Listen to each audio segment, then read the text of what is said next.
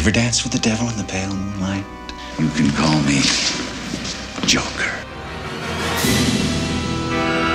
The Joker is the greatest supervillain ever created. He is inspired by the old silent film from German cinema, The Man Who Laughs. It is that carnival mask of a clown that hides the horror lurking just below the surface. And to have him pitted against the good guy who is in the mask of a horrific, nightmarish bat. So it's an interesting reversal. You have the Joker, who's this completely character represents anarchy, the randomness of crime, and the fact that Bruce lost his parents because of an act of random crime, and he's trying to bring order to the world and order to life. Joker represents everything that he hates. Never rub another man's rhubarb. Well, I got a copy of Sam Hamm's script before the film got made in '89, and the origin of Joker was something that I found actually much more impressive than the one that was done in the comics by comics' greatest writer, Alan Moore. I felt that the take in the film was actually a more credible one, where he's just this nasty guy that's always been nasty and didn't go insane.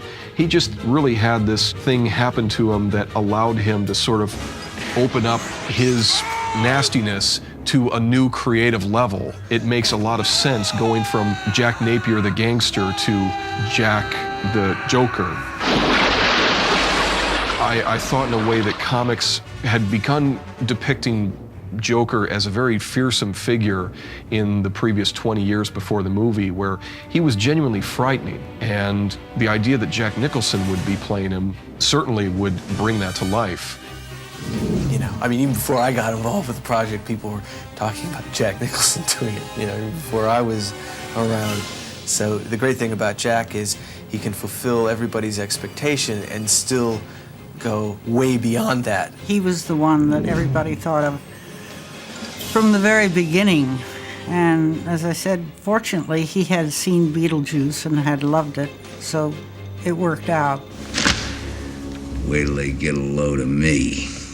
This would be the character whose core, while totally determinant of the part, was the least limiting of any I would ever encounter. You know, this is a more literary way of approaching than I might have had as a kid when I read the comics, but, you know, you have to get specific. In a way, his specifics broadened it rather than what you normally use specifics for, so you don't drift. His specifics are he's not wired up the same way. This guy has survived nuclear waste immersion here. I have given a name to my pain. Mysterious figure. And it is Batman. Appear and disappear that way. You know, even in my own life, people have said there's nothing sacred to you in the area of humor, Jack. You'll trample on it. You know, sometimes, Jack, relax with the humor. This does not apply to the Joker. In fact, just the opposite. Things that even the wildest comics might be afraid to find funny.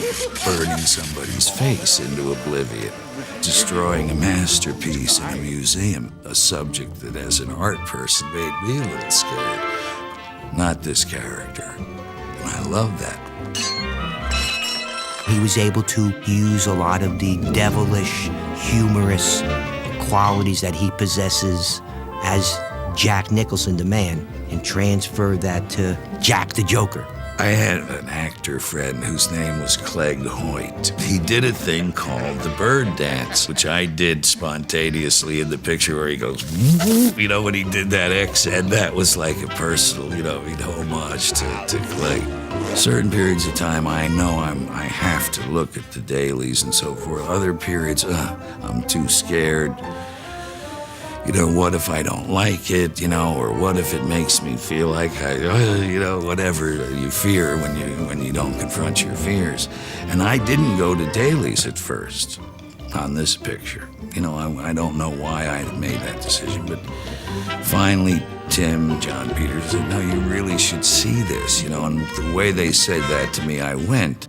And from then on in, I knew, you know, I mean, it really, that was even further liberating. As I say, some movies just go right.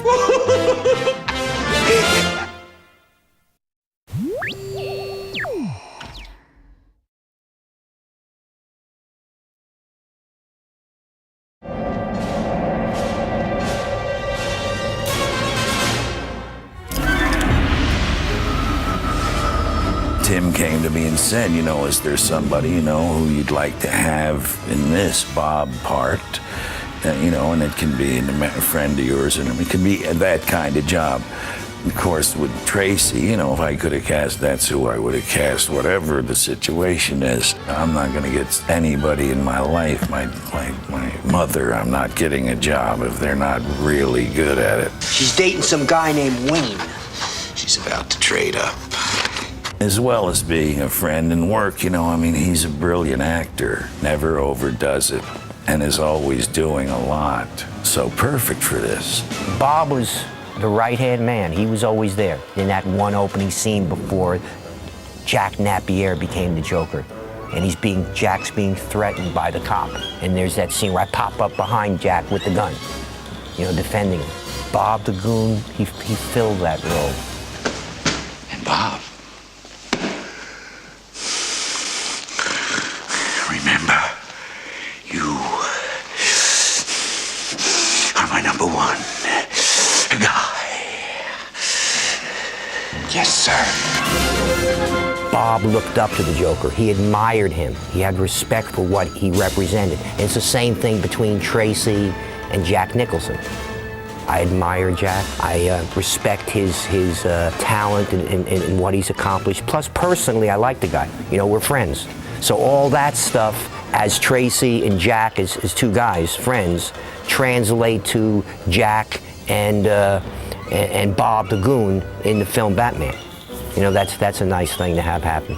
I am immortalized with a posable figure that kicks. You know, it has a knife and a removable hat. I'm immortalized, baby. Bob, gun.